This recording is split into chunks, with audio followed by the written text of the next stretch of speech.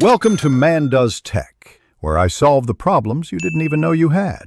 You start by powering off and unplugging. Safety first. Use a flashlight to inspect the Type-C plug and port closely, because grime usually causes contact problems. Once done, brush the port gently with a soft brush to dislodge lint. Pick out remaining fibers with a wooden toothpick, careful not to scrape pins. Make sure you wipe the plug and connector with a microfiber cloth lightly dampened with isopropyl alcohol to remove oils and improve conductivity. Now focus on the actual contacts.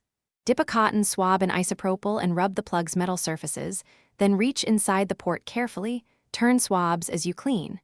If you spot a bent pin, use a plastic prying tool to nudge it back slowly because metal tools can short things. Once cleaned and aligned, plug into a known good Type-C adapter or phone to test audio. If sound works elsewhere, you've isolated the issue to the original device. Finish by reassembling any opened housing, making sure seals sit correctly and screws are snug to maintain contact and water resistance. Once reassembled, test again.